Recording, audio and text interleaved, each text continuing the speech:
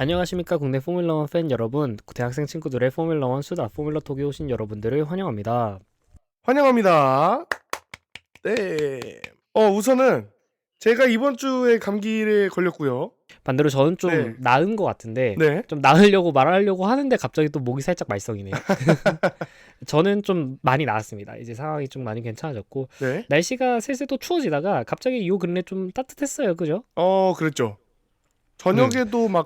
저녁에 영하까지 내려가다가 또 하루 이틀 전까지는 또 따뜻했던 것 같아요. 맞습니다. 저희가 한 2주 전에 그때 이제 브라질 그랑프리 이야기를 할 때만 해도 제가 강의실에 이제 패딩을 입고 온 사람이 있다 음, 이러면서 막 좀 유난 떠는 거 아닌가 이렇게 이야기를 했었는데, 그렇죠. 이제는 이제 제가 패딩을 입고 다니는 그러고 있습니다. 밤에 너무 추워요. 기온이 급격하게 떨어집니다. 맞습니다. 그리고 사실 이게 모든 대학생들이 아마 그렇긴 하겠지만은, 네. 아침에 조금 일찍 일어나서 일기예보를 보고 나갈 수 있으면은 밖에가 어느 정도 추울지가 이게 가늠이 되거든. 그렇죠. 그게 안 되기 때문에 저희는 항상 약간 나갈 때 도박을 하면서 나갑니다. 혹시 약간 폴씨도 그러시지 않나요? 그냥 찍고 나가는 거죠. 그러니까 옷을 입을 때 네. 약간 이 정도로 입어야지, 그 감을 진짜 항상 도박이야. 음, 딱 입고 나갔는데 오늘 너무 춥네? 이렇게 될 수도 있는 거고, 딱 입고 네. 나갔는데 오늘 너무 덥네? 이렇게 될 수도 있는 거고, 네. 게다가 또 이제 직장인 분들은 예를 들어서 이제 차를 타고 가시거나 이제 그렇게 하면은 사실 그냥 가거든요. 얼추. 그렇죠. 차 안에서 기온 조절을 할 수 있으니까요. 그쵸. 근데 이제 대학생의 대부분들은 결국 걸어 다니기 때문에 사실 그런 문제가 좀 있지 아, 않나라는 생각이 살짝 든다. 그래서 뭐 어쨌든 이제는 폴씨가 좀 감기가 걸리셨지만은, 그래도 이제 뭐 한 명씩 번갈아가면서 걸리니까 오히려 다행인 것 같기는 하네요. 둘 다 안 좋은 것보다. 그지? 양쪽이 둘 다 안 좋아 버리면은 그럼 이제 녹음을 이제 하기 너무 힘드니까. 근데 음, 이제 한쪽씩 번갈아가면서 걸리니까 그나마 좀 낫지 않나. 그렇습니다. 오히려 조화로 가는 거죠. 그리고 저도 한 4일 전에 걸렸는데 다행히 금방금방 회복을 해서 지금 거의 95%는 나은 것 같습니다. 그럼 뭐 그럼 걸렸다고 하면 안 되죠. 거의 뭐 그렇죠. 사실 딱 들었는데 별로 목소리 상태가 뭐 나쁜 것 같지는 않아서, 갑자기 그런가요? 이제 왜냐면 이제 딱 갑자기 감기 걸렸다고 하길래, 이 녹음 네. 시작하고 나서 갑자기 이야기를 하길래, 그래서 네.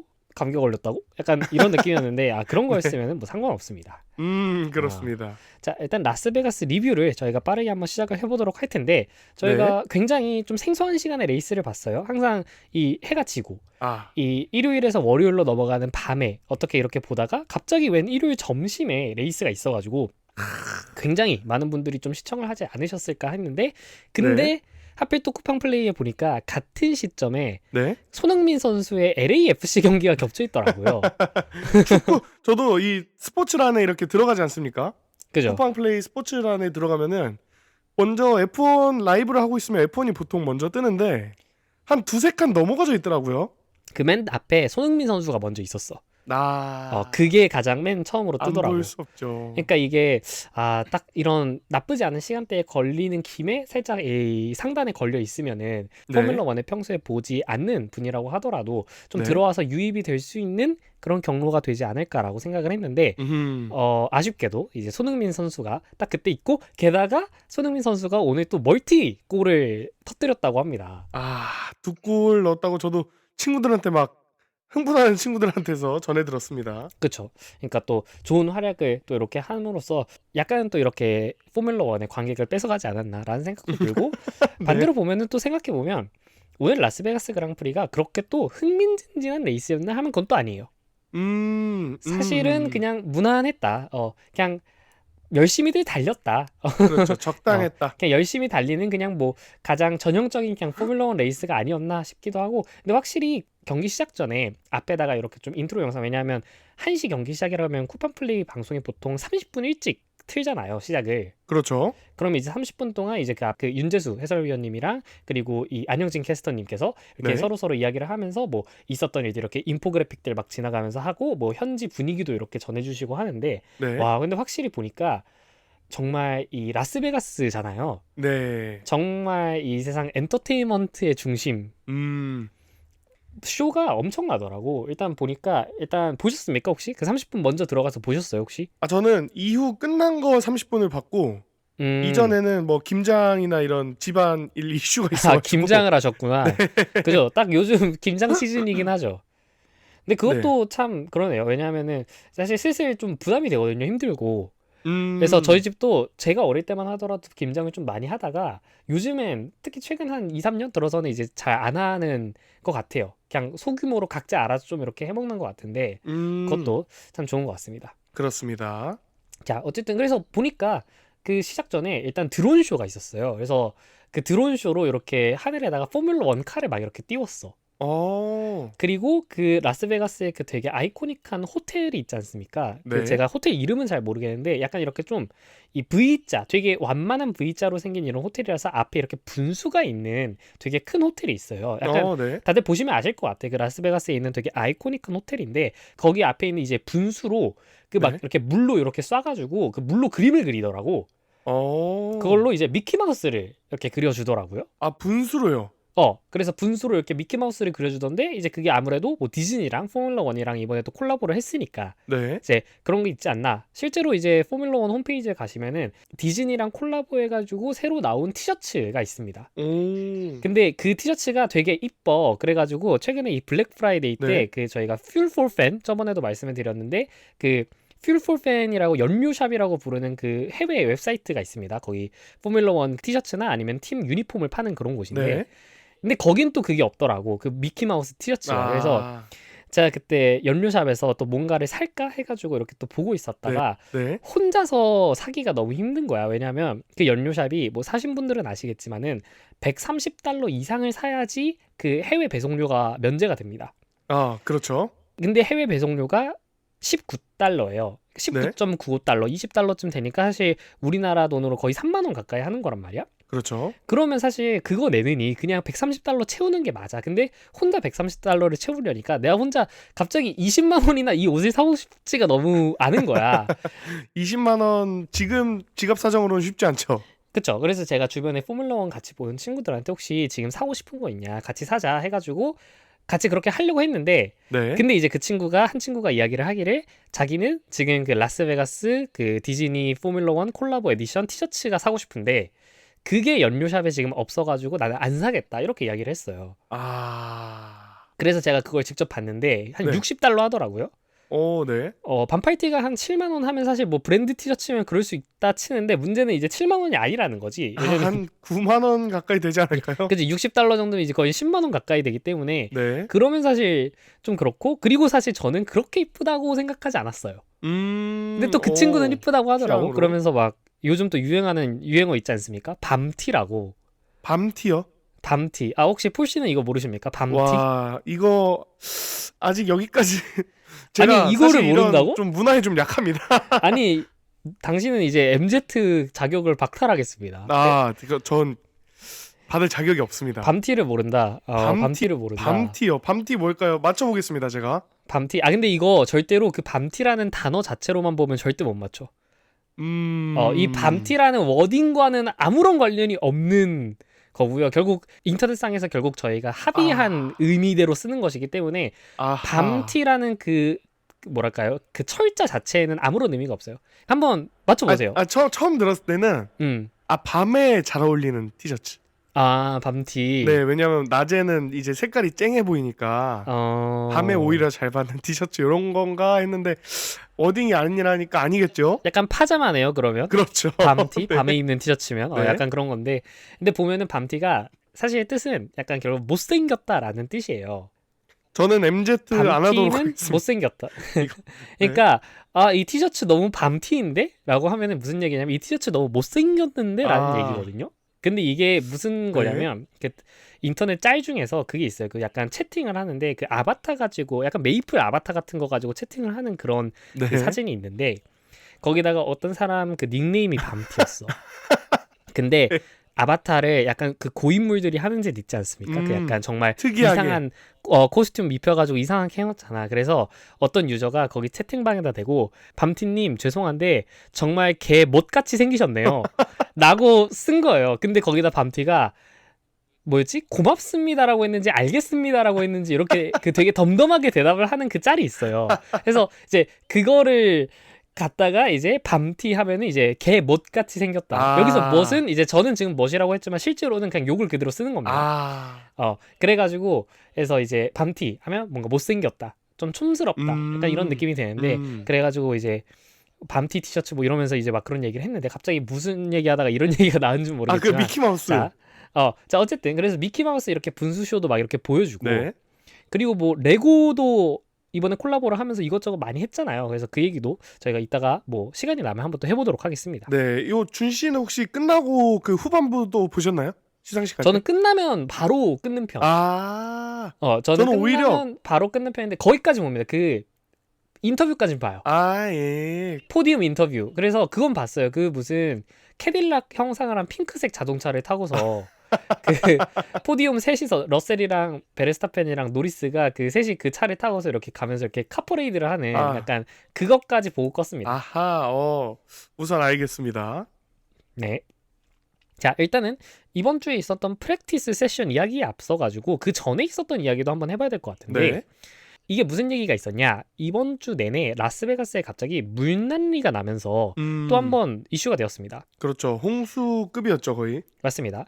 레이스를 앞두고 폭우가 내리면서 SNS 상으로는 도시가 완전 물바다가 된 그런 모습이 막 이렇게 인터넷 상에서 퍼져나가기도 했었는데 네. 실제로 레이스를 앞둔 현지 시간으로 월요일 날 홍수 경보가 이제 그 미국 기상청에 의해서 이 네바다주 사막 쪽에 발령이 되면서 정말 과연 레이스를 할 수 있을까 이런 의문이 들었던 그런 순간들이 있었습니다. 네.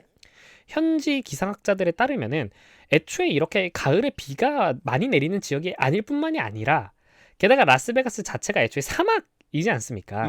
사막에 지어진 도시죠?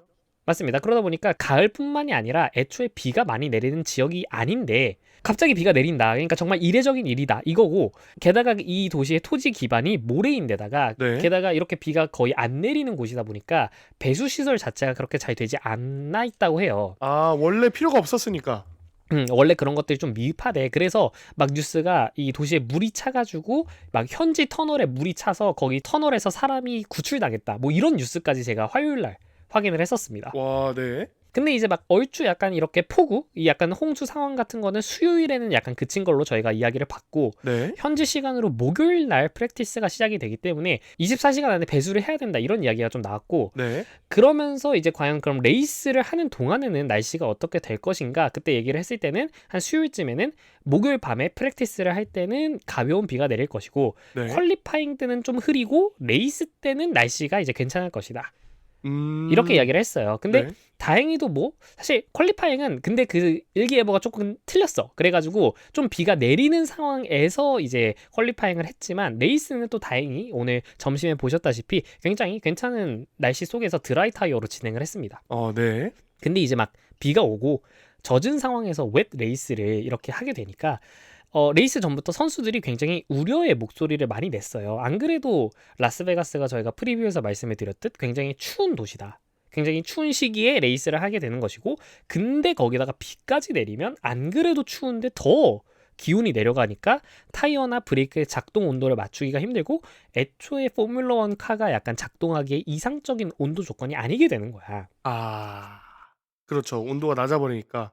맞습니다. 그래서 루이스 해밀턴 선수는 안 그래도 라스베가스는 이 타이어 그립 면에서 가장 미끄러운 곳 중 하나인데 네. 비가 오면 정말 힘들 것이다. 그러면서 바라건대 드라이 세션으로 한 세션이라도 진행이 되면 좋겠다라고 이야기를 했습니다. 페르난도 알론소 같은 이런 베테랑 선수들도 not funny at all. 그러니까 전혀 재미없다라고 이야기를 했어요. 아, 비가 오는 상황이.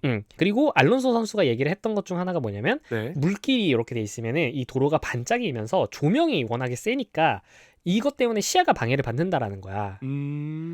게다가 마른 타이어를 끼고도 굉장히 그립 수준이 낮은 그런 곳인데 굉장히 힘든 그런 레이스가 될 것이다 라고 이야기를 했습니다. 네, 우려가 많았네요. 그래서 사실상 이 그리드에 있는 선수들 중 가장 최고참인 이 두 선수가 이렇게까지 하는 상황이면 사실 루키들은 또 얼마나 힘들었을지는 저희가 또 말 안 해도 알 수 있을 것 같습니다. 그렇죠. 스트롤 제외. 맞습니다. 확실히 스트롤 선수는 또 이따가 저희가 퀄리파잉에서 한번 얘기를 하겠지만은 네. 정말 레인 마스터다운 약간 그런 모습이 좀 이렇게 보였고 네. 그러다가 이제 여차하면 약간 프랙티스 세션이 뭐 한두 개쯤 사라질 수도 있다. 까지 이야기가 나왔습니다만은 그래도 결과적으로 배수에 성공을 하면서 프랙티스 자체는 정상적인 시간대에 3번 모두 치러지게 되었습니다. 다행입니다. 맞습니다. 프랙티스 세션 중에 이슈라고 한다면은 프랙티스 2에서 나온 레드 플래그 이슈가 한 번 있었기 때문에 우리가 이걸 한번 봐야 될 것 같은데 네. 프랙티스 2 세션을 20분 정도를 남기고서, 그러니까 아직 그 세션을 진행하다가 세션 종료까지 20분 정도를 남기고 네. 갑자기 맨홀 뚜껑 관련된 이슈로 레드 플래그가 떴어요. 그랬다가 레이스가 다시 재개가 되었다가 그리고 다시 레드 플래그를 발령하면서 한 남은 시간이 6분 정도 있었는데 그냥 세션을 아예 종료를 시켜버렸습니다. 아, 네. 문제가 됐던 건 17번 코너, 사실상 마지막 코너죠. 마지막 코너 쪽에 그 맨홀이 느슨해서 차량들이 지나갈 때마다 그 그라운드 이펙트로 인해서 맨홀이 조금씩 움직인다라는 이런 이슈가 있었다고 해요. 네. 사실 굉장히 큰 문제인데 이게 저희가 옛날에 뭐 시가지 서킷 이야기를 드리다가 한번 말씀을 드렸던 것 같은데 2023년에 사인츠 선수가 바로 이 라스베가스 서킷에서 맨홀 뚜껑에 부딪히면서 리타이어를 한 적이 있었어요. 아, 맨홀 뚜껑이 고정이 돼 있었나요, 바닥에? 아니 그때는 고정이 안 돼가지고 이게 튀어오르면서 차에 맞은 거야. 아, 근데 맨홀 뚜껑이 완전 무쇠란 말이에요. 그건 그냥 엄청 위험한 상황이네요. 쇳덩어리야. 근데 그거를 이제 차량 바닥으로 이제 들어가면서 차량 바닥이 완전 크게 손상이 되었었고 네. 다행히도 이제 레이스 세션은 아니었고 2023년 그 라스베가스의 첫 세션이죠. 그러니까 라스베가스 서킷 자체가 2023년에 개장을 했으니까 네. 이 서킷을 개장하고 첫 세션 그 프랙티스 1 세션에서 9분 만에 바로 그 이 사고가 났었습니다. 그때는 당시에 이제 지금은 17번 코너에 있는 맨홀이었고 이때는 이제 14번 코너로 진입하는 그 직선주로에서 나왔던 그 맨홀인데 네. 그 맨홀이 이제 그라운드 이펙트 때문에 약간 흔들리면서 사인츠 선수의 차량 하부를 이렇게 손상시키게 되었고 그게 이제 엔진까지 손상을 입어가지고 파워 유닛 부품 교체를 했어요. 사인츠 선수가. 네. 그래가지고 이것 때문에 사실 사인츠 선수는 잘못한 게 없거든. 그냥 정상적으로 달렸는데 도로 상황이 그랬던 거잖아. 그렇죠. 그냥 날아가다 돌을 맞은 거죠. 그지? 그냥 돌빵 당한 건데 근데 이거를 갖다가 엔진 부품을 교체를 했으니까 결국 사인츠 선수가 이때 2023년 라스베가스 그랑프리 퀄리파잉에서 2위를 차지를 해놓고도 그 엔진 부품 교체로 인해서 10그리드 페널티를 먹어서 와. 12그리드에서 출발을 한 적이 있었어요. 아하.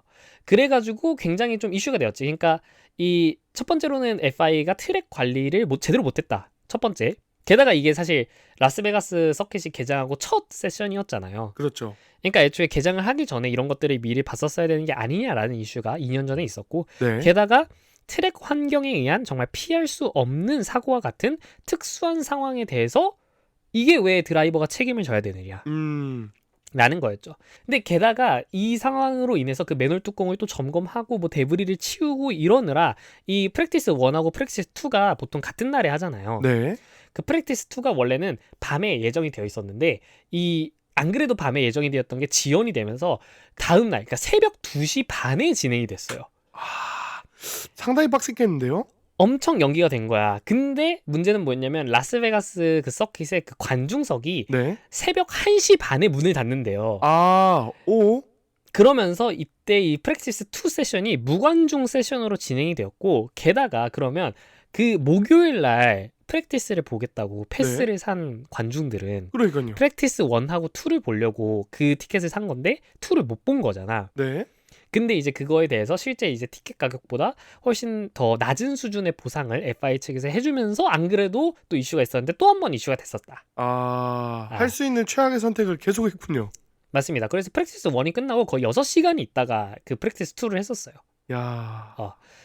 그래서 뭐 이런 이슈가 있었었고 근데 사실 이번 프랙티스 2에서도 약간은 문제가 뭐였냐면은 네. 처음에 레드 플래기 발령됐을 당시에는 17번 코너에 있는 그 마샬이 이 맨홀 뚜껑이 움직인다라고 보고를 했어. 근데 레이스 컨트롤 측에서 우리가 카메라로 봤을 땐 아무것도 모르겠는데? 라고 이야기를 한 거야.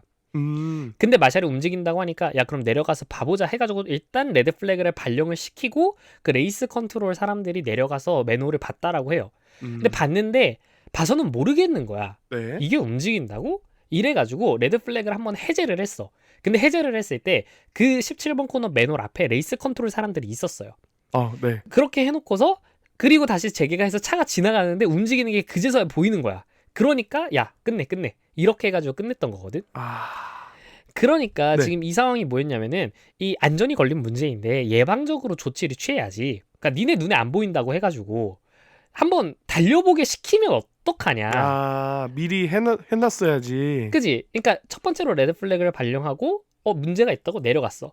근데 문제가 잘 모르겠는데 야 애들 한번 달려보게 해 라고 한 다음에 그렇게 해서 달렸는데 문제가 보이니까 자 멈춥시다 이렇게 한 거잖아. 그러니까 사실상 이 포뮬러 1카 그 드라이버들을 그 실험용으로 쓴 거죠. 그렇게 되다 보니까 그래서 약간 현지에서 약간은 소소하게 FIA에 대해서 비판 여론이 살짝 있었다라는 겁니다. 없을 수 없습니다. 확실히 FIA 측에서 잘못한 거죠. 맞습니다. 결과적으로는 트랙 위에 있는 총 15개의 맨홀 뚜껑을 추가 잠금 장치 및 용접을 했다라고 해요. 근데 문제는 맨홀을 용접을 했대잖아. 그리고 저 살짝 걸렸습니다 지금 거기서. 그러니까 이게 아마 제 생각엔 레이스가 끝나고 다시 가가지고 그거를 잘라놓고 와야 될 것 같아요. 그죠? 그러니까 맨홀을 어쨌든 언젠간 열 일이 있으니까 맨홀이 거기 있는 거 아닙니까? 물론입니다. 열 수 있게 만들어 놓은 거고요. 근데 그렇다고 레이스를 하겠다고 그걸 용접시켜 버리면 어떡해? 근데 실제로 그 기사에 그 영어 표현으로 웰딩이라는 표현이 나왔어요. 그러니까 말 그대로 이거는 그러니까 잠금 장치를 해놓고 뭐 이게 아니라 정말 용접을 했대. 물론 뭐 사진 용접한 사진이나 뭐 영상 같은 걸 준 건 아닌데 그 기사의 표현이 정확히 용접이었습니다. 그래서 끝나고 나서 과연 이 용접된 걸 풀었을지 이것도 살짝 궁금하다라는 겁니다. 제가 살짝 예측해 보자면은 그냥 한 두어 군데를 그냥 찍찍 이렇게 용접해 놓고 나중에 그 부분만 이렇게 잘라서 쓰지 않을까 싶네요. 그쵸. 뭐 그거를 싹 다 용접해 버리면 그럼 안 되지. 그치? 그 조금만 해도 단단하기 때문에. 동그라미 중에서 뭐 한 이렇게 위아래 이렇게 180도 이렇게 격차를 놓고서 위아래만 약간 용접을 해놓은 다음에 끝날 때 이제 가가지고 또 이제 그라인더 같은 걸로 거기만 이렇게 잘라놓고 온다거나 뭐 이런 식으로 하겠죠. 그렇죠. 정말 이 레이스 한 번을 하려면 정말 여러 가지를 신경을 써야 됩니다. 이게 참 이렇게 놓고 보면은 FIA라는 이 조직 자체가 정말 어떻게 이런 짓을 할 수가 있는지. 그러니까 이게 왜냐하면 저희도 뭐 회사 같은 데서 일을 해보면 알지만은 이 프로젝트 하나를 추진한다라고 했을 때 정말 별의별 곳에서 문제가 다 터지잖아요. 그렇죠. 근데 야, 이 도시 하나를 레이스 트랙으로 만들어가지고 이런 이벤트를 기획을 할 거면은 도대체 와 이거를 그 기획력부터 시작해가지고 그 안에 정말 이런 이슈들을 하나하나 대응하는 게 정말 와 이게 약간 직장인의 입장으로 네. 내가 하고 싶지 않다. 내가 그랑프리의 담당자가 되는 순간 약간 와 그것도 이런 느낌이 들지 않나. 매주 그죠? 1년에 한 번도 아니죠. 근데 물론 이제 그랑프리마다 다르긴 하겠죠. 같은 사람이 설마 이 매주마다 그랑프리를 기획하진 않을 것 같고. 그렇습니다. 자 어쨌든 저희가 퀄리파잉으로 한번 넘어가 보도록 하겠습니다. 네.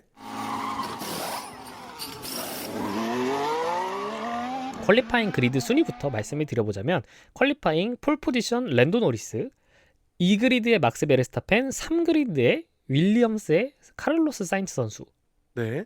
4그리드의 조지 러셀, 5그리드 피아스트리, 6그리드 리암 로슨, 7그리드 페르난도 알론소, 8그리드 아이작 카자르, 9그리드 샤를 르클레르, 그리고 10그리드의 피에르 가슬리 선수, 네. 11그리드부터 니콜 캠베르크, 스트롤, 오콘, 베어만, 콜라핀토, 16그리드부터 알본, 안토넬리, 보르툴레투, 유키, 그리고 해밀턴 선수입니다. 네. 해밀턴 선수요. 19그리드로 끝낸 츠노다 유키 선수는 그 셋업 변경으로 인해서 결국 레이스에서는 실제로는 이제 그 피트레인 스타트를 하게 되었습니다. 네.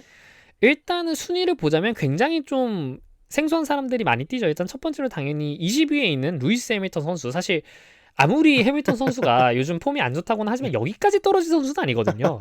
뭔가 페널티를 먹거나 뭐 사고가 나지 않는 이상. 맞습니다. 진짜 말 그대로 순수 페이스 부족으로 그냥 이 순위인 거예요. 실제로 이 순위인 거고. 저번 그랑프리의 이제 막스 느낌인 거죠. 그래서 저번 그랑프리의 막스랑 비슷한 거고 실제로 이제 Q1에 통과할 때 이때 당시 15위로 통과했던 게 올리버 베어만 선수였거든요. 근데 그 올리버 베어만 선수보다 1초나 느렸어. 그러니까 정말 변명할 여지 없이 굉장히 느렸다라고 할 수 있겠고 네. 게다가 이게 이 루이스 해밀턴 선수가 지금 사실 F1 커리어가 역대급으로 길지 않습니까? 그렇습니다. 역대급으로 길고 역대급으로 많고 역대급으로 정말 위대한 커리어를 쌓아나고 있는 그런 선수인데 네. 루이스 해밀턴 선수가 데뷔 이래로 엔진 파츠 교체라던가 아니면 뭐 차량의 결함 이런 문제를 제외하고서 말 그대로 정말 플라잉 랩을 정상적으로 주행을 했는데 근데 순수 페이스 부족으로 최후미에서 스타트를 한 게 이번이 커리어 최초라고 합니다. 이번이 처음이군요. 해밀턴 선수의 거의 20년 가까이 되는 커리어에서 처음 있는 일이었다. 와. 20위로 들어오는 것이. 그만큼 대단하기도 하면서 정말 이번 시즌 얼마나 이 추락하고 있는가 해밀턴 선수가 제대로. 이전의 위상에 비해서. 제대로 죽었습니다. 근데 뭐 약간은 변명은 해보자면은 애초에 퀄리파잉이 시작할 때 비가 좀 많이 내리는 상황이었어요. 그러다 보니까 Q1 시작할 때 다들 웻 타이어로 시작을 했어. 네. 그러다 보니까 정말 이 웹타이어가 퀄리파잉에서 쓰이는 게 정말 오랜만에 보이는 것 같고요. 네. 그리고 사실 웹타이어를 끼는 순간부터는 차량의 성능 차이가 사실은 무의미해집니다.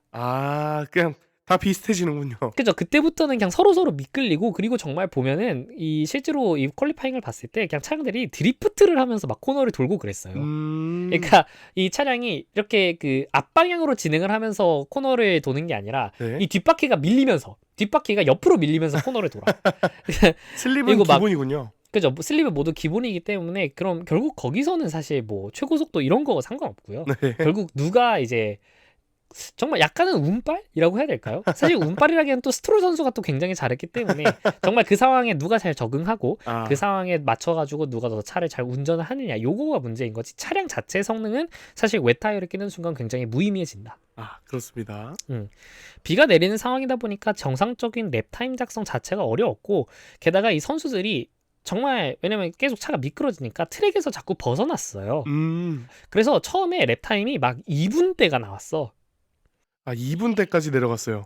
라스베가스 이 트랙 레코드가 작년 조지 러셀 선수의 1분 32초거든요. 네. 근데 퀄리파잉에서 2분대 페이스가 나온다는 것 자체가 애초에 비가 내리는 상황에서는 그렇다는 겁니다. 근데 그러는 와중에 그러면서 사실 그렇게 큰 사고가 안 난 것도 용했다. 왜냐하면 항상 이 퀄리파잉에 비가 내리면 누군가 사고를 좀 냈거든요. 옛날에 저희가 호주 때도 봤지만 비가 내린 상황에서는 이 사고를 내기가 너무 쉽단 말이야. 그렇죠. 근데도 되게 막판에 거의 Q1 끝나기 직전에 알본 선수가 좀 크게 사고를 낸 거를 제외하면은 네. 아무도 막 사고로 차가 막 어딘가에 멈춰가지고 막 레드 플래그가 뜬다던가 막 이렇게 옐로 플래그가 뜬다, 이런 모습이 거의 안 나왔습니다. 다행이라면 다행입니다. 맞습니다. 이제 이런 웹 상황이다 보니까 정말 순위표를 보면은 별의별 팀들이 다 있었었는데 네. Q1 종료를 2분 남기고서 순위표를 봤을 때 2위에 사인츠, 네. 5위에 가슬리, 8위에 알론소, 9위 오콘, 10위 베어만 등등 정말 별 선수들이 다 있었고, 근데 또 재밌었던 건 이때 츠노다가 최하위였어요. 네. 그랬다가 이 랩타임에 다시 작성을 했는데 다시 그 자리였어. 그러니까 정말 가슬리, 뭐 오콘, 베어만 선수, 이런 선수들이 막 2위, 막 5위, 8위 이렇게 하고 있는 와중에도 네. 츠노다 선수는 19위, 20위 이러고 있었다라는 아하. 거였습니다. 츠노다가 정말 사실 유통기한이 얼마 남지도 않았는데 사실 그래도 나름 이 네. 그리드에 몇 안 되는 아시아인 선수 아닙니까? 그렇죠. 한국에서도 츠노다 선수를 좋아하시는 팬분들이 되게 많거든요. 그래서 되게 아쉽다라는 생각이 들고, 뭐 이것도 이따 저희가 한번 레이스 결과까지 보고 이야기를 해보도록 하겠습니다. 네, 알겠습니다. 결과적으로 이제 Q1에 통과할 때 보면은 러셀이 1분 53초 144로 1위로 통과를 했어요. 네. 진짜 결국 비가 오는 상황, 이 날씨가 추운 상황에서는 메르세데스가 강하나 싶었는데, 네. 근데 또 그 와중에 안토넬리는 17위로 Q1에서 탈락을 하고 말았습니다.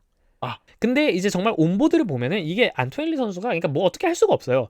온보드를 봤을 때 그냥 브레이킹을 하면은 바로 그냥 바퀴가 잠겨버려. 너무 지면과의 마찰이 없으니까 바로 그냥 휠락이 걸려버리고, 네. 그냥 진짜 아이스링크에서 차를 몰면 이런 느낌일까 싶을 정도로 그런 것 같고요. 뭐 그러는 와중에도 사실 뭐 항상 잘하는 선수들은 또 잘했습니다. 그때 Q1 통과했을 때 보면은 1위가 러셀 선수, 2위가 베르스타펜 선수. 네. 근데 여기서 이제 갑자기 스트롤 선수가 딱 치고 나오는 거지. 3위가 스트롤 선수였고 4위에 페르난도 알론소. 그러니까 갑자기 에스턴 마틴이 왜 상황에 이 에스턴 마틴 차량이 좀 잘 맞나? 이런 느낌이 들었다라는 겁니다.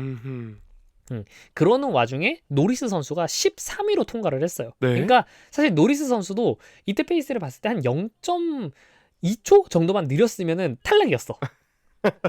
만약에 노리스가 Q1에서 탈락을 했었으면 정말 큰 이변 끔찍하네요. 일 뻔했죠. 네. 그리고 아까 말씀해드렸던 알본 선수는 이제 마지막에 좀 사고가 나면서 실제로 이제 플라잉 랩 작성을 좀 못하면서 이 알본 선수도 똑같이 이제 Q1에서 탈락을 했었는데, 네. 퀄리파잉이 끝난 뒤 인터뷰에서 약간은 FIA에게 의문을 표하는 그런 이야기를 했습니다. 그러니까 딱 세션이 처음 시작했을 때 수막 현상과 그리고 그 스프레이가 정말 말도 안 되는 지경이었다. 네. 그러니까 레이스 컨트롤은 조금 시간을 지연시켜서 이런 걸로 인한 불확실성을 제거했을 수도 있었다 라고 이렇게 이야기를 했습니다. 그러니까 그렇게 했어야 했다라고는 얘기를 안 했어. 슬쩍 근데 돌려말했네요. 그들은 그렇게 할 수 있었지만 하지 않았다라고 이야기를 한 거야. 그냥 그렇게 약간 오호. 뉘앙스가 다르긴 하지만 조금 더 유하게 표현을 하긴 했죠. 네. 자, Q2로 와서 보니까 약간은 이제 비가 좀 그치면서 조금씩 인터타이어를 시도하려는 그런 움직임들이 보였습니다. 뭐 네. 그럼에도 여전히 대부분의 Q2는 다들 웹타이어를 끼고 이제 주행을 하긴 했습니다만, 네. 그리고 나서 이제 시작을 했는데 Q2 시작하자마자 갑자기 랩타임 1위 랜스 스트롤 선수 빰. 그러면서 정말 뭐지? 정말 혹시 여기선 갑자기 스트롤이 사고를 치나? 뭐 아제르바이잔에서 사인츠의 포디움, 영국에서 헐켄베르크의 포디움, 뭐 네덜란드에서 하자르의 포디움, 이런 것처럼 과연 스트롤이 갑자기 여기서 막 2그리드 3그리드 가버린 다음에 포디움까지 하는 기대를 했는데, 근데 결국 스트롤 선수가 Q2에서 탈락을 했어요. 결국 12위로 마감을 했는데, 네. 이게 뭐였냐면 Q2가 거의 끝나갈 지점에 한 3분? 4분 정도를 남기고 네. 아직까지는 다들 웹 타이어를 끼고 있었는데 스트롤 선수가 혼자 갑자기 인터 타이어를 끼고 나왔습니다. 오호. 그러니까 점점점 트랙이 마르고 있고, 게다가 차량들이 계속 달리니까 그 레이싱 라인 주변으로는 많이 말라 있었다고 생각을 한 것 같아. 그래서 그러다 보니까 어쩌면 인터 타이어가 좀 더 빠를지도 모른다라고 생각을 해서 했는데, 사실 이게 좀 악수였습니다. 아, 작전 실패였네요. 결과적으로는 랩타임 경신을 하지 못하면서 네. 그 맨 처음에 그 1위를 했던 랩타임이 12위까지 내려간 거야. 그 랩타임에서 갱신을 못했어. 아, 계속 웻을 썼었더라면 그럼 사실 이 올라갔을 것 같아. 결과가 바뀔 수 있었을까요? 진짜 올라갔을 것 같고, 이거에 대해서도 끝나고 스트롤 선수가 직접 약간 아쉬웠다 이렇게 이야기를 했는데, 스트롤 선수가 끝나고 인터뷰에서 충분히 탑3, 탑4 정도를 노릴 수 있는 페이스였는데, 다만 인터 타이어는 나와 팀의 공동 결정이었다라는 이야기를 하긴 했습니다. 그러니까 만약에 이거를 에스턴 마틴에서 야 우리가 인터 해볼래라고 했었으면 욕을 엄청나게 먹는 상황인 건데, 그렇죠. 이제 스트롤 선수가 이거는 이제 팀의 결정은 아니었고 나랑 같이 한 결정이었다라고 방어를 좀 해줬습니다. 아쉽습니다. 맞습니다. 그리고 나서 Q2를 통과할 때도 러셀이 또 1위로 통과를 했어요. 네. 그래서 여기까지 봤을 땐 야 우리가 프리뷰에서 얘기를 했던 것처럼 정말 러셀이 다시 한번 폴 포지션 하겠구나 라고 생각을 했습니다. 네. 근데 이제 Q3에 올라가서 보니까 실제 순위를 보면은 1위가 랜도 노리스, 2위가 베르스타펜, 게다가 3위도 아니야. 3위에 갑자기 사인츠가 들어오고 4위까지 밀려났어, 러셀 선수가. 그래서 이게 무슨 일이 있었느냐, 사실은 러셀 선수가 약간의 문제가 있었다라고 합니다. 어떤 문제죠? 퀄리파잉에 들어와서 Q3에서 그 스티어링 휠에 문제가 생겼다라고 해요. 네. 그러면서 이 차량의 문제 때문에 거의 차를 세울 뻔했다 이렇게 이야기를 했어요. 그래서 실제로 기록을 보면은 이 폴포지션 랜도 노리스보다 러셀 선수의 기록이 0.8초나 느리거든요. 네. 그러니까 이게 1위부터 4위긴 하지만 이게 그냥 단순히 1위 4위가 아니라 사실 격차로 보면 훨씬 더 큰 거야. 그렇죠. 보통 마른 노면에서 하면은 0.1초씩 차이 나잖아요. 그렇죠. 보통 이제 한 명당 0.1초씩 들어가고, 사실 요즘에는 그것보다도 촘촘하게 들어가잖아요. 그렇죠. 저번에 뭐 브라질이었나요? 그때는 뭐 클로시스트 Q3 에버라고 하면서 1위 폴 포지션하고 그때 10위가 헐켄베르크 선수였는데 10명 사이의 격차가 0.5초 정도였으니까 그럼 그거는 이제 한 사람당 0.05초 차이로 다 들어있는 거잖아. 그렇죠. 그런 거였는데 지금 이번에 러셀 선수가 작성한 랩타임이 폴 포지션 랜도 노리스보다 0.8초나 느렸다라고 이야기를 했는데, 실제로 보면은 약간 파워 스티어링의 문제인 건지는 모르겠지만 그 스티어링을 돌리는데 약간 문제가 있었대요. 근데 이게 좌회전을 할 때 문제가 있었다라고 합니다. 그것도. 그러니까 파워 스티어링의 문제라고 했으니까 정확하게 이야기를 안 했는데, 제 생각에는 약간 원래라면 약간 보조가 들어가면서 네. 그냥 순수 완력으로 이렇게 바퀴를 돌리는 게 아니지 않습니까? 약간은 어쨌든 기계적인 보조가 있으면서 이렇게 바퀴를 돌리게 되는데, 그렇죠. 좌회전을 할 때 핸들이 더 무거운 거야. 근데 문제는 뭐냐면 라스베가스 서킷은 시계 반대 방향 서킷이죠. 좌회전이 더 많은 서킷이야. 그렇습니다. 그렇기 때문에 훨씬 더 어려울 수밖에 없었던 거고, 그래가지고 굉장히 힘들었다라고 이야기를 하면서도 이제 러셀 선수가 그래서 스스로도 이야기를 했어요.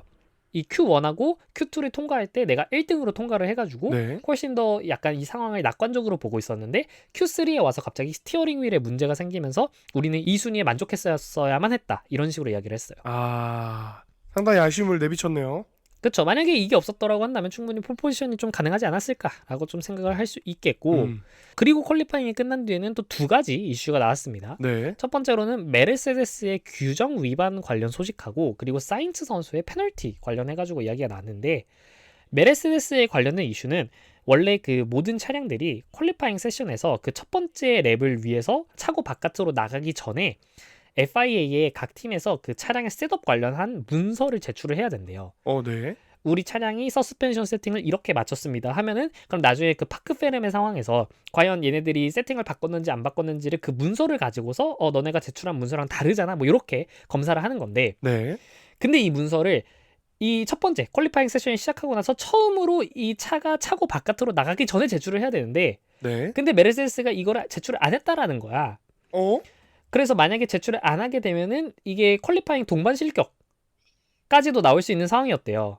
이게 러셀이나 뭐 안토넬리 하나만 안 된 게 아니라 그냥 메르세데스 팀 자체가 아무것도 안 냈대. 그거는 그래서 만약에 이게 정말 최고의 페널티를 먹게 되면은 둘 다 그냥 디스퀄리파이드. 그냥 실격. 어머. 퀄리파잉 실격. 19, 22로 밀려날 수 있는 상황이었는데 네. 근데 보니까 네. 이것도 이제 FIA의 갑자기 웬 바보짓인데 네. 메르세데스가 보냈대요. 근데 어. FIA가 확인을 못했대.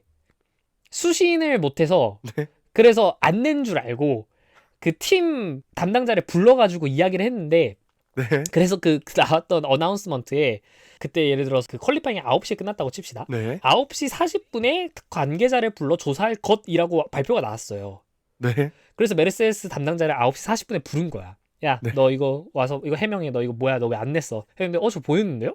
하면서 이제 걔가 핸드폰 보여준 거지. 이 메일 그 수신대요. 메일 발신 내역 보낸 보여준 거지. 메일함에 열어서. 그래서 진짜? 해가지고 이렇게 딱 깠는데 뭐야? 여기 스팸 메일함에 있었네. 약간 이런 식으로 되면서 약간 그런 느낌. 그러니까 실제로 스팸 메일함에 들어가 있었다는 게 아니라 네. 그런 느낌인 거죠. 그죠. 메르세데스는 정상적으로 보냈는데 FIA 측에서 확인을 못하면서 이슈가 좀 이렇게 됐지만 결국에는 잘 넘어갔다. 였고 사인츠 선수 같은 경우에는 Q1에서 트랙을 잠깐 이게 미끄러져가지고 나간 적이 있었는데 네. 그 상황에서 들어올 때 뒤에 있었던 스트롤 선수랑 약간 위험하게 들어왔다. 뒤에 있었던 스트롤 선수가 이렇게 오는 상황에서 스트롤 선수를 좀 보내고 갔었어야 됐는데 여기서 사인스 네. 선수가 너무 위험하게 다시 트랙으로 복귀하는 바람에 관련된 규정을 위반했을 수도 있다라고 해서 조사를 했는데 결과적으로는 no further investigation, 그러니까 결국에는 그냥 아무런 조치 없이 넘어가겠다라고 이야기가 나왔습니다. 자, 그래서 결과적으로는 그냥 그렇게 됐던 거고 네. 뭐 아쉬운 선수들이라고 한다면 당연히 키미 안토넬리 선수 최근에 사실 폼이 그렇게 나쁘지 않았는데 17위에 그치면서 정말 좀 확실히 웻 상황에서가 힘들긴 합니다. 좀 그런 모습이 쉽지 있었고 않죠. 사실 가장 아쉬운 건 랜스 스트롤 선수예요. 그러니까 뭐 키미 안토넬리 선수고 뭐 러셀 선수고 나발이고 맞습니다. 정말 이게 러셀 선수는 예를 들어 폴 포지션을 할 수 있었는데 뭐 4위까지 내려온 셈 치자면 스트롤 선수는 탑 3까지 들어갈 수 있었는데 Q3까지도 못 갔어. 이 사실 스트롤 선수가 빛을 발하는 순간이 모두들 알다시피 이 웻 상황 아닙니까? 그죠. 비가 내린 상황에서 사실 그것도 네. 되게 참 특이해요. 어떻게 하면 그 상황이 그러니까 어떤 주행 스타일을 갖고 있으면 네. 웻 상황에 더 잘 맞는 걸까? 근데 뭐 글쎄요. 정말 사실 미스터리긴 합니다. 정말 하늘이 내려야 가능한 그 상황을 그쵸. 정말 못 살린 게 좀 아쉽습니다. 맞습니다. 사실 스트롤 선수가 이번 시즌에 들어서 정말 무색 무취의 활약을 이어나가고 있거든요.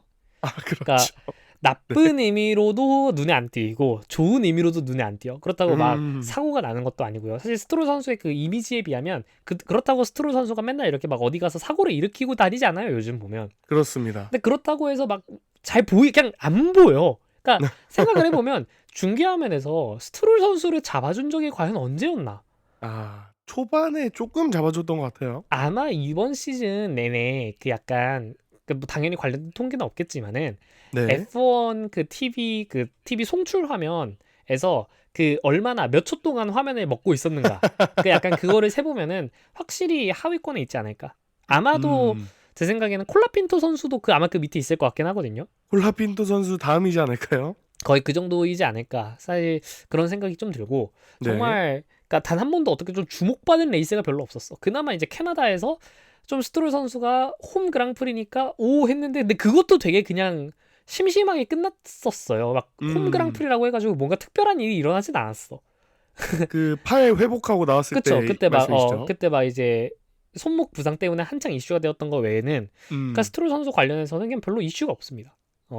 저번에 이제 르클레르 선수처럼 스트롤 선수도 뭐 약혼이라도 해서 빨리 발표를 해야 되는 게 아닌가 싶을 정도로 미디어 노출이 굉장히 없다라는 생각이 좀 드네요. 그렇습니다. 자, 그렇게 해서 퀄리파잉 이야기를 한번 맞춰보도록 하겠고 결과적으로는 한번 레이스로 넘어가 보도록 하겠습니다. 네.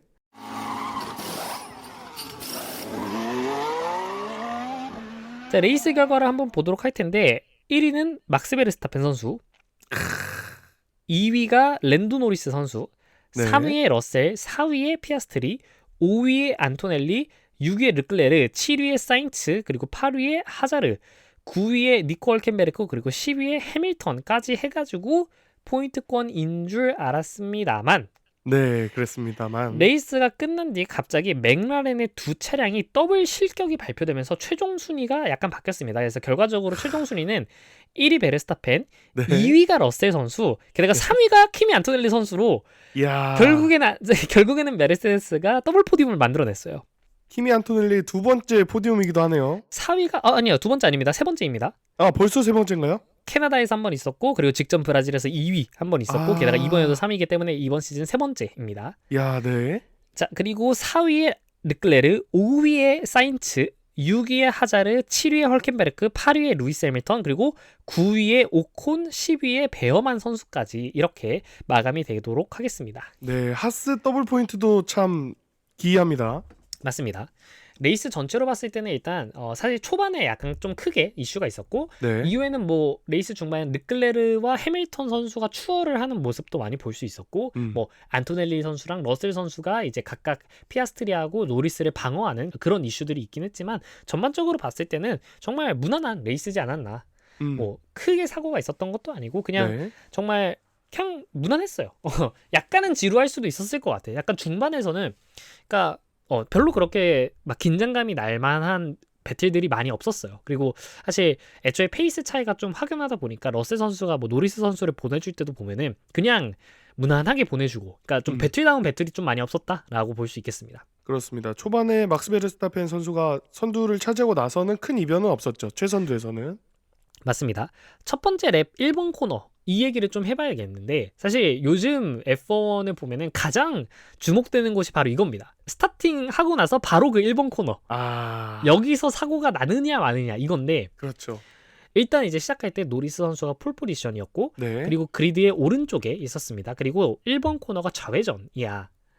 그러다 보니까 일단은 베르스타펜 선수가 인코스에 있는데, 노리스 선수가 레이스를 시작을 하자마자 그 안쪽에 있는 베르스타펜 선수를 막기 위해서 과감하게 안쪽을 이렇게 좁혔어요. 그렇죠. 근데 문제는 라스베가스 트랙이 다른 트랙들에 비해서 특징 중 하나가 스타팅 그리드로부터 첫 번째 코너까지가 살짝 짧은 편이야. 네. 그러다 보니까 막스를 밀어내겠다고 괜히 인코스를 너무 빨리 들어갔다가 코너를 진입할 때 라인을 잘못 탔어요. 막스 선수 입장에서는 노리스가 자기를 막으려고 안쪽으로 들어오니까 그래, 난 바깥쪽으로 크로스로 빠져야겠다 라고 한 것이 오히려 막스 선수가 제대로 된 레이싱 라인을 확보해버린 꼴이 된 거야. 그래서 그 1번 코너를 딱 들어갔을 때 노리스 선수가 인코스에서 제대로 브레이킹을 하지 못하면서 그 트랙 바깥으로 밀려났고, 네. 막스 선수가 정말 그 아이디얼, 정말 이상적인 라인을 그리면서 그대로 빠져나가면서 첫 번째 1번 코너에서 바로 선두를 차지하고 말았습니다. 그 실수라고 할까요? 그 선택 때문에 1등 자리를 내주게 되었다고 해도 과언이 아니죠. 맞습니다. 뭐 근데 막스 선수 자체가 오늘 페이스가 좋았어요. 그러니까 전반적인 페이스로 봤을 때도 막스 선수가 노리스 선수보다는 오늘 앞서 있었었기 때문에, 네. 만약에 1번 코너를 막았더라고 하더라도 노리스 선수는 자기는 어쨌든 우승을 못했을 것이다 라고 인터뷰에서 얘기를 했어요. 실제로. 그렇기 때문에 뭐 과연 어떻게 될지는 모르겠습니다만 결국 막스 선수 입장으로서는 더욱 변수가 줄어들고 결국 더 편하게 우승을 한 건 맞는 일이죠. 뒤에서는 이제 보톨레토 선수가 시작부터 엄청난 사고를 냈는데, 정말 이전에 안토넬리 선수는 저리 가라 할 정도의 어뢰란 이런 것이다. 정말 뭐라고 해야 될까요? 정말 약간 이 미사일이었죠. 돌진해버려. 그냥 정말 돌진해버려. 18번 그리드에서 보톨레토 선수가 시작을 했는데 1번 코너에서 정말 주변에 아무도 없는 것처럼 네. 그냥 다이브밤을 시전을 해버리면서 네. 그 인코스로 완벽하게 그냥 쭉 들어갔고, 그러면서 이제 앞에 있었던 랜스 스트롤 선수의 옆을 박았습니다. 그러면서 해당 사고의 여파로 스트롤 선수도 리타이어를 했고요.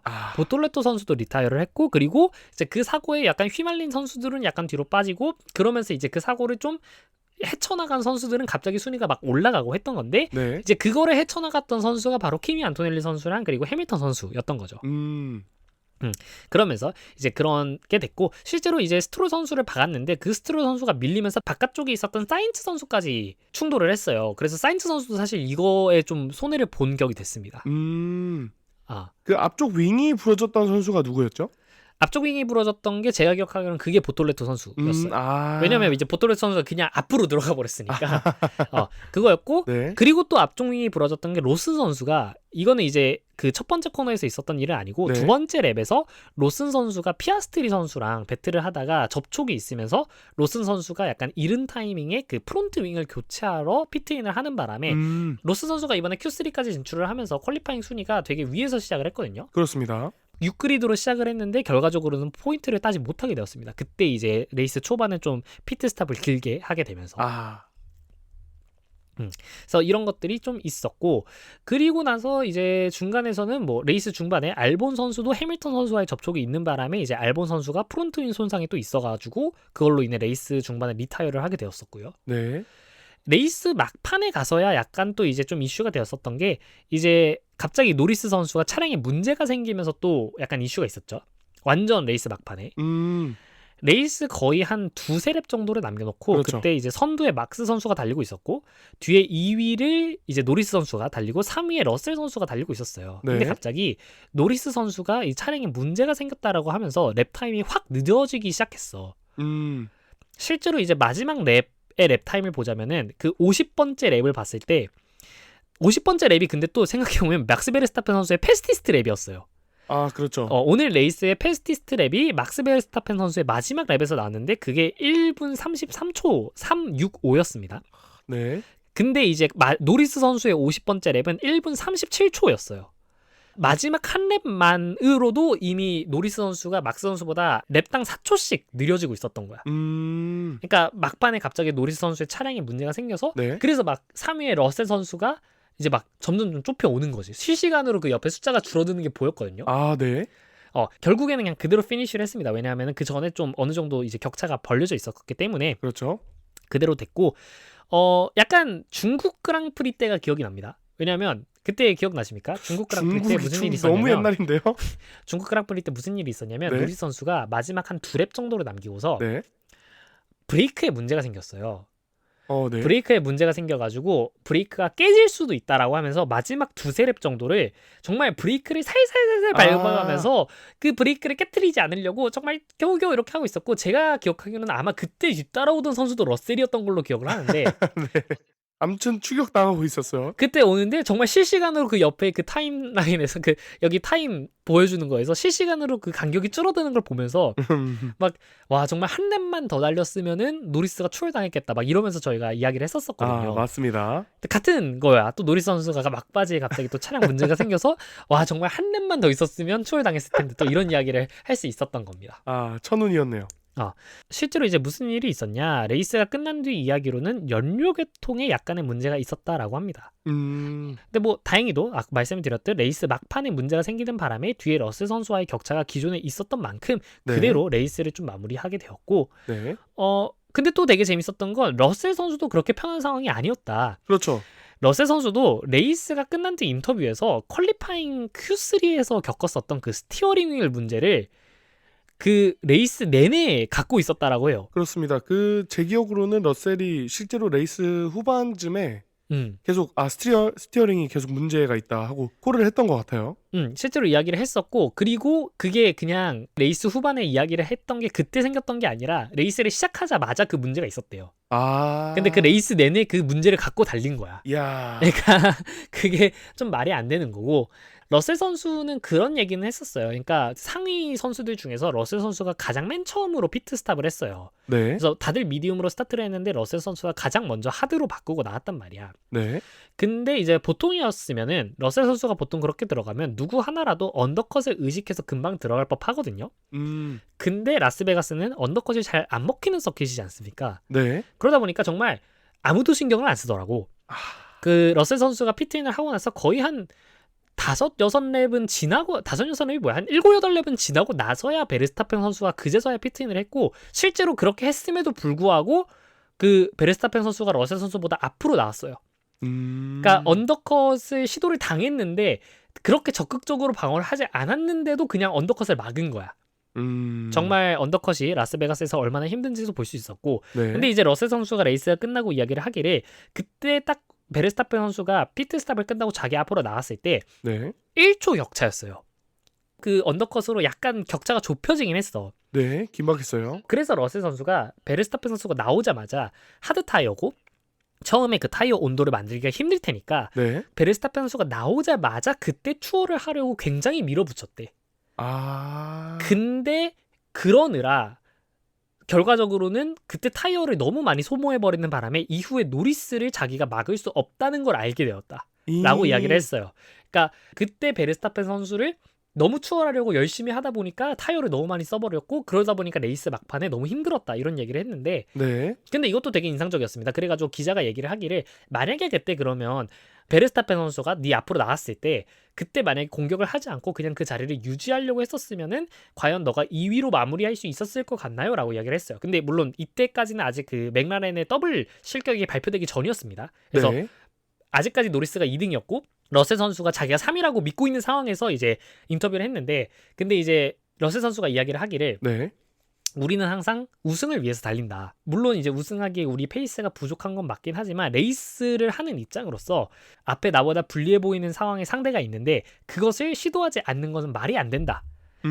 라고 이야기를 했고 만약에 내가 거기서 시도를 하지 않았다라고 하더라도 어차피 노리스한테는 추월을 당했을 것이다. 이러나 저러나. 그래서 만약에 내가 거기서 시도를 하지 않았더라면 여기서 똑같이 3위 자리에 앉아가지고 아 그때 시도를 한번 해볼 거리라고 후회하고 있었을 것이다. 그러니까 결국 자기 선택에는 후회가 없다. 뭐 이런 식으로 이야기를 했습니다. 그래서 굉장히 좀 레이서로서의 약간 좀 굉장히 멋진 이야기를 해준 게 아닌가라고 생각을 좀 했습니다. 그렇습니다. 돌아가도 똑같은 선택을 했을 것이다라는 말이죠. 맞습니다. 또 순위를 많이 끌어올린 드라이버들을 보자면 17그리드로 시작했던 키미 안토넬리 그리고 20그리드에서 시작했던 해밀턴 선수가 또 눈에 띄죠. 어떻게든 포인트권 안으로 들어왔기 때문에 사실 두 선수 모두가 결국 그 앞에 있었던 맨 처음에 있었던 그 보톨레토 선수의 그 사고 현장을 어떻게 잘 빠져나가면서 거기서 이득을 막 얻었고 그러니까 한 시작하자마자 한 두세 랩 만에 막 포지션이 6개, 7개씩 올라왔던 거지. 그리고 키미 선수 같은 경우는 혼자 소프트 타이어로 시작을 해놓고서 그 로슨 선수하고 피아스트리 선수가 그 두 번째 랩에서 사고가 나가지고 그 관련 잔해가 좀 이렇게 그 트랙에 떨어져 있을 때 그걸 밟고서 그 소프트 타이어가 약간 문제가 생겼어요. 그래서 굉장히 빠르게 피트 스탑을 하고 하드 타이어로 가장 먼저 바꾸고 나왔는데 근데 그 하드 타이어 하나로 48랩을 달렸어. 거의 끝까지 달렸네요. 하나로. 50랩짜리 레이스에서 48랩을 하드 타이어로 하나 달린 거고 이게 그래도 라스베가스니까 가능한 겁니다. 이게. 그죠? 그러니까 가장 춥고 온도가 낮고. 그죠? 가장 온도가 낮고 결국에는 이제 헌 타이어라고 하더라도 온도가 좀 돼 있으면은 그 타이어를 괜히 바꾸느니 유지하는 게 유리할 수도 있는 그런 서킷이기 때문에. 그래서 이거를 잘 매니지를 해내면서 그러면서 이제 포지션을 잘 가져갔고 그러는 와중에 또 페널티도 있었어요. 그러니까 레이스가 스타트를 하기 전에 차량이 살짝 움직였거든. 그 점프 스타트 페널티요. 그래가지고 실제로 이제 피니시 라인에 통과했던 거는 피아스트리 선수보다 앞으로 통과를 했는데 근데 이제 그 페널티를 먹으면서 뒤로 왔던 거거든. 근데 이러나 저러나 어쨌든 피아스트리 선수가 실격을 해버리면서 결국 그 자리를 올라가면서 포디움까지 확정을 하게 되었습니다. 이 메르세데스한테는 최고의 주말입니다. 맞습니다. 자, 레이스가 이제 끝난 뒤 이제 한번 포인트 상황을 점검을 해보도록 해야겠는데 랜도 노리스 선수가 실격을 당하면서 390포인트로 고정, 피아스트리 선수 역시 실격을 당하면서 366포인트로 고정. 게다가 여기서 베르스타펜 선수가 우승으로 인해서 사실 챔피언십 경쟁자들 둘이 실격을 해버리고 혼자 우승을 해버렸어. 이런 일이 있을 수가 있나요? 일어날 수 있는 최고의 상황이 일어났습니다. 그러면서 베르스타펜 선수가 366포인트가 되면서 피아스트리 선수와 이제 동률이고요.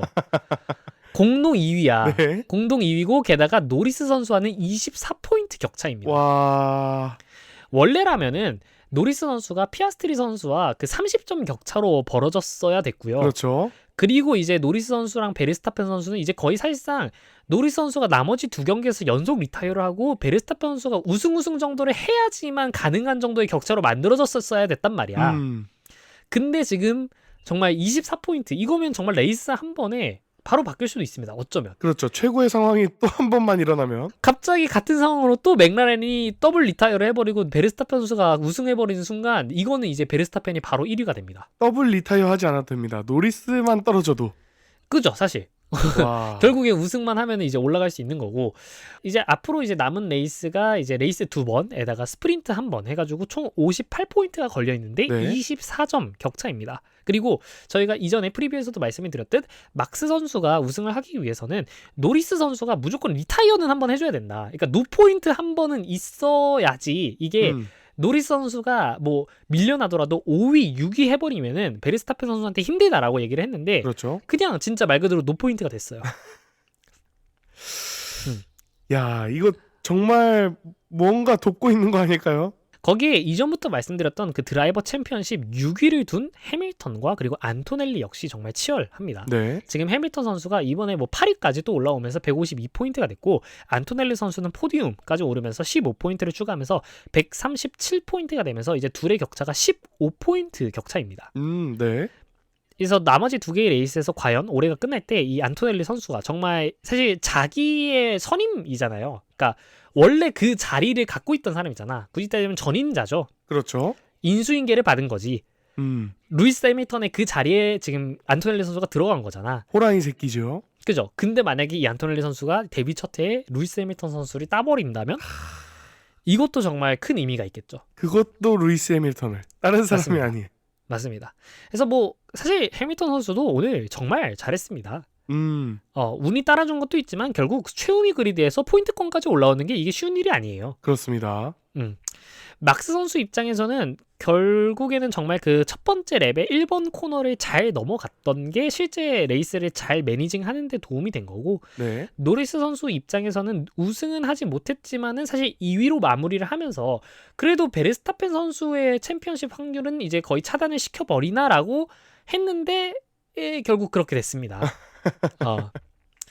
키미 안토넬리 선수 역시 최근 페이스처럼 사실 이번에 러셀 선수를 이기진 못했습니다만 사실 러셀 네. 선수가 오랜만에 이겼어요. 안토넬리 선수를. 오, 네. 다시금 이제 선배님의 이 권위를 좀 되찾았다라고 할 수 있겠는데 네. 이전에 저희가 예측했던 바처럼 결국 메르세데스 더블 포디움이 됐어요. 그죠? 네. 직전 브라질에 이어서 키미 안토넬리 선수가 2연속 포디움 기록이고요. 이 같은 팀의 팀메이트 선배인 러셀 선수조차도 올해 들어서 2경기 연속 포디움이 1라운드 호주와 2라운드 중국에서 각각 3위 그리고 17라운드 아제르바이잔 2위 18라운드 싱가포르에서 우승 이렇게 두 번밖에 없었어요. 네. 1라운드 2라운드 이때 한 번 17라운드 18라운드 이때 한 번밖에 없었는데 근데 키미 선수가 정말 이번에 두 레이스 연속 포디움을 가져갔다라는 거지. 이야. 물론 이제 다른 팀의 그 실격이 있긴 했습니다만 결과적으로는 그 위치에 있었던 것도 실력 아닙니까? 그죠? 그렇습니다. 게다가 페널티까지 받아가면서 이뤄냈죠. 맞습니다. 정말 키미 선수가 이번 시즌 극 후반부 들어서 페이스를 점점점 끌어올리고 있다라는 생각이 들고 내년이 정말 기대되는 선수라고 할 수 있을 것 같습니다. 그렇습니다. 반대로 오늘 좀 아쉬운 드라이버라고 한다면 3그리드에서 출발한 사인츠 선수가 실제 레이스 순위로는 7위까지 밀렸어요. 네. 물론 3그리드를 그대로 유지할 거라고는 본인도 기대를 별로 안 했을 거야. 항상 현실적으로 봐야죠. 그죠? 그렇죠. 그래도 좋은 위치에 비해서는 약간의 아쉬움은 남는다고 생각을 했는데 근데 이제 나머지 선수들 리타이어를 하면서 5위로 맞췄어. 그러면 괜찮지. 3그리드에서 시작해서 5위로 맞췄어? 나쁘지 않아. 윌리엄스 치고. 5위면 꽤나 맛있습니다. 그렇죠. 하지만 이제 윌리엄스 입장에서 봤을 때는 이 팀메이트인 알본 선수가 리타이어를 하면서 사실 퀄리파잉에서도 혼자 사고를 내면서 이제 차량에 손상이 있었고 게다가 이번에도 리타이어를 해버리고 그러니까 사실 정말 이 시즌 후반부 들어서 알본 선수와 사인츠 선수의 이 입지가 이 위상이 정말 뒤바뀐 듯한 그런 모습입니다. 네, 그렇습니다. 후반부 들어서 더 그래요. 맞습니다. 말이 나온 김에 실제로 후반기 들어서 이 알본 선수와 사인츠 선수를 비교를 한번 해보도록 하자면 네. 사실 시즌 전반기만 하더라도 윌리엄스의 리더는 무조건 알본이었어요.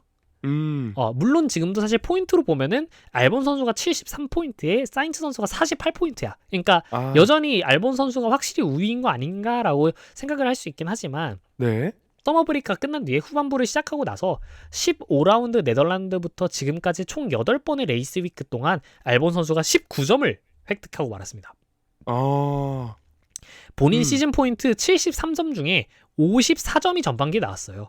네. 그러니까 정말 후반기에 정말 침체가 되어 있다라고 할 수 있겠고 사인츠 선수는 반면에 지금 시즌 포인트가 48포인트인데 네. 실질적으로 포인트를 마구 따기 시작한 17라운드 아제르바이잔 포디움부터 지금까지 총 5경기에서 32포인트를 땄어요.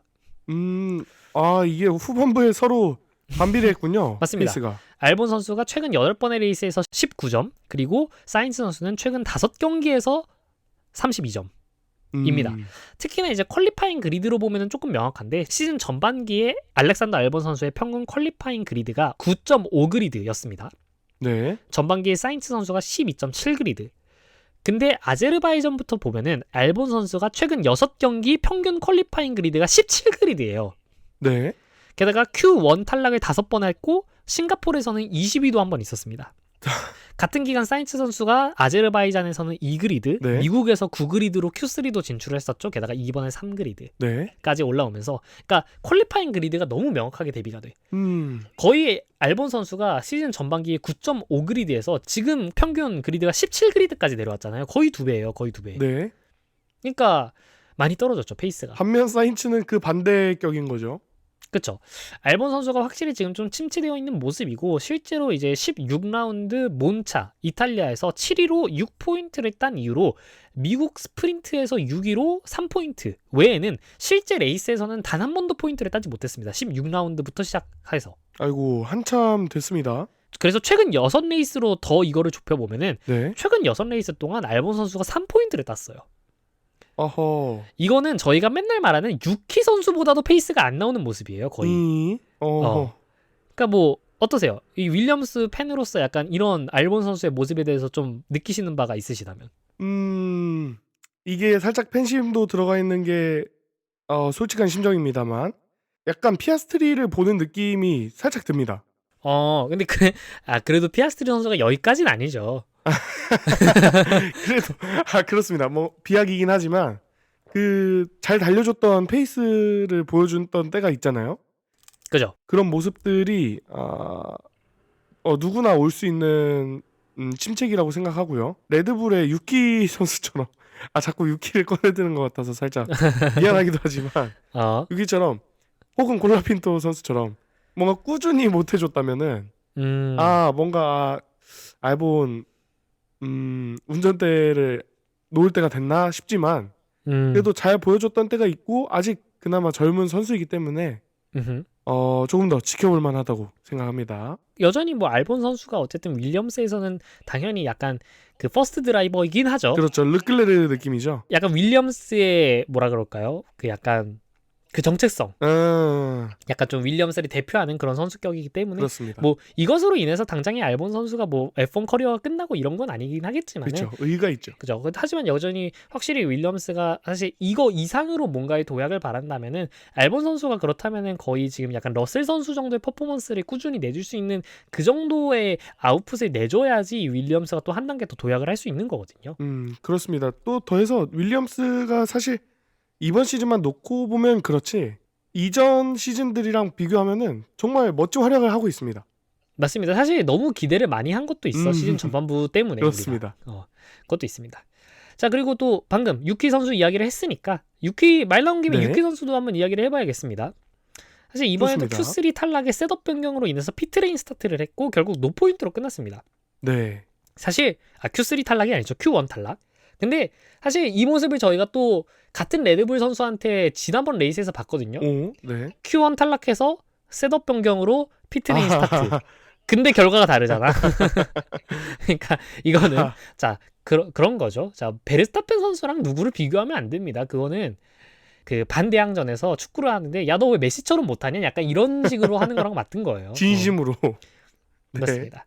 그래서 뭐 그런 것도 있겠고 사실 이런 모습을 계속해서 보인다고 한다면 내년에 F1 그리드에서 츠노다 유키 선수를 다시 보기는 좀 힘들지 않을까라는 생각이 좀 들고 그렇습니다. 사실 이번 라스베가스를 앞두고 유키 선수도 스스로 이야기를 했어요. 그러니까 자신의 이제 포뮬러1 커리어가 정말 이 남은 몇 개의 레이스에 걸려있다라는 걸 알고 그 때문에 정말 긴장이 된다라고 이야기를 했는데 사실 어쨌든 좀 글쎄요. 사실 그 아시아인 드라이버기도 하고 개인적으로 좀 애착이 가는 선수이기 때문에 네. 나름은 또 있어주는 것도 나쁘지 않다라는 생각은 들지만 또 한편으로는 어쨌든 포뮬러1을 보는 입장에서 사실 린드블라드 선수라고 한다던가 네. 약간 좀 새로운 얼굴들을 한번 테스트해보고 싶은 또 그런 마음도 있거든요. 그래서 과연 유키 선수가 또 내년에 어떻게 될지 한번 보도록 하겠습니다. 네, 지켜보겠습니다. 자, 이외에도 순위를 보면은 하자르가 6위 잘했고요. 헐켄베르크가 7위 들어왔고 하스의 더블 포인트였습니다. 네.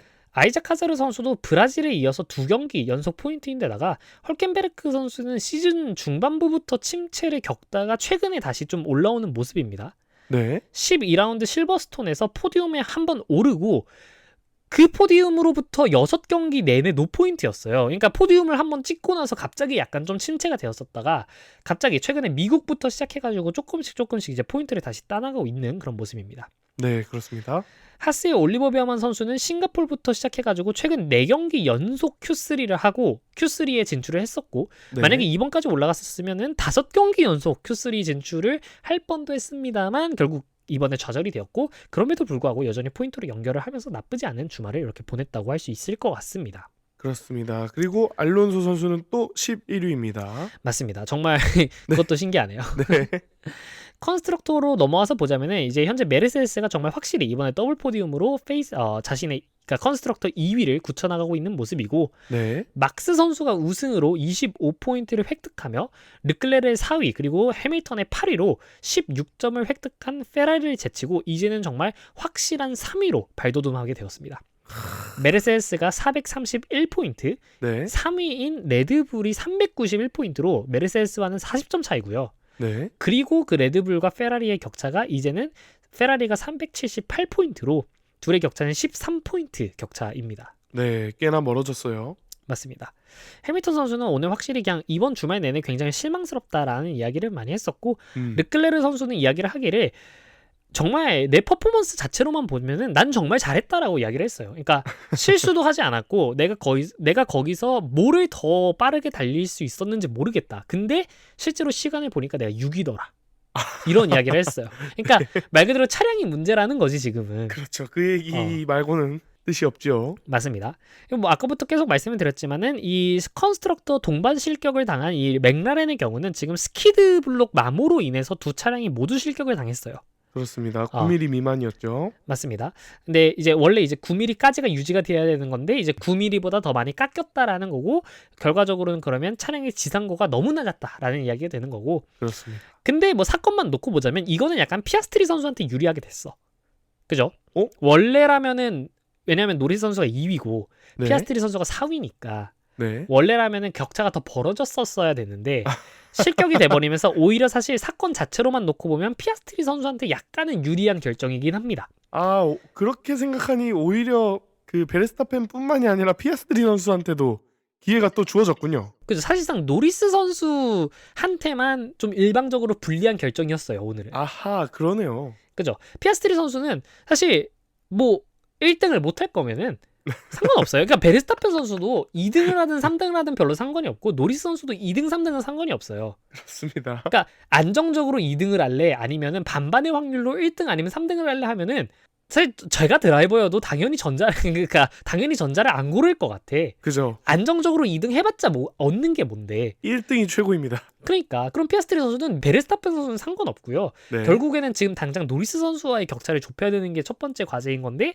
그게 더 벌어질 위기에서 그냥 동결이 된 그런 조치가 됐으니까 사실 그런 피아스트리 선수 입장에서는 나쁘지 않은 결과가 아니었나라고 할 수도 있겠습니다. 그렇습니다. 자, 그래서 레이스가 끝난 뒤 저희가 칭찬할 드라이버들을 한번 꼽아보자면 첫 번째는 당연히 우승한 막스 베르스타펜 선수 이야기를 할 수 있겠고 네. 그리고 키미 안토넬리 선수와 러셀 선수 각각 어려움이 있었죠. 키미 안토넬리 선수는 굉장히 최후미에 거의 가까운 17그리드에서 레이스를 시작을 했고 게다가 러셀 선수는 레이스 초반부터 그 스티어링 휠 관련 문제가 있었음에도 불구하고 레이스를 정말 잘 마쳤습니다. 게다가 키미 안토넬리 선수도 아까 말씀드렸듯 전체 랩 중 거의 95%죠. 전체 랩 중 95%를 하드 타이어 한 짝으로 달리는 정말 멋진 타이어 관리 능력을 보여주기도 했었기 때문에 정말 드라이버 오브 더 데이로 사실 이번에 베르스타펜 선수가 꼽혔는데 네. 만약에 키미 안토넬리 선수가 포디움이었던 게 먼저 좀 확정이 되었다라고 한다면 제 생각에는 키미 안토넬리 선수가 드라이버 오브 더 데이를 가져가지 않았을까 그렇습니다. 라는 생각이 듭니다. 그리고 또 해밀턴 선수 뭐 개인은 굉장히 좀 아쉬웠다라고 얘기는 했지만 솔직히 22로 시작해가지고 포인트권까지 올라온 것만으로도 저희는 좀 나름 칭찬을 해줄 수 있다라고 생각을 합니다. 반면에 이제 이번 주말 동안 조금 아쉬운 선수들은 스트롤 선수 확실히 퀄리파잉 때 조금 더 순위가 높았다라고 한다면은 레이스에서 일단 보톨레토 선수한테 당한 일이 없었을 테고요. 네. 그러니까 그 자리에 있었으니까 당한 거 아니야. 근데 만약에 그리드가 조금 더 앞에 있었으면 그런 일이 없었겠죠. 그렇습니다. 그렇기 때문에 스트롤 선수는 정말 퀄리파잉 하나 그 한 번의 선택으로 인해서 이번에 정말 많이 잃어버렸다라고 할 수 있으니까 정말 아쉬울 것 같아요, 개인적으로도. 이 웨타이어를 선택하는 평행 세계의 스트롤은 행복하길. 맞습니다. 그리고 나서 이제 리암 로슨 선수, 이제 리암 로슨 선수도 맨 처음에 프론트 윙 교체를 하면서 6그리드라는 정말 좋은 위치에서 시작을 했음에도 불구하고 포인트를 따지 못한 게 좀 아쉬울 거라는 생각이 들고, 네. 게다가 알본 선수 리타이어를 했고 최근에 침체기를 또 이번에도 벗어나지 못했습니다. 그렇습니다. 게다가 보톨레토 선수도 한번 꼽아봐야 될 텐데, 보톨레토 선수도 보면은 최근에 많이 헐켄베르크 선수가 올라오면서 반대로 이제 보톨레토 선수는 다시 하향세였단 말이야.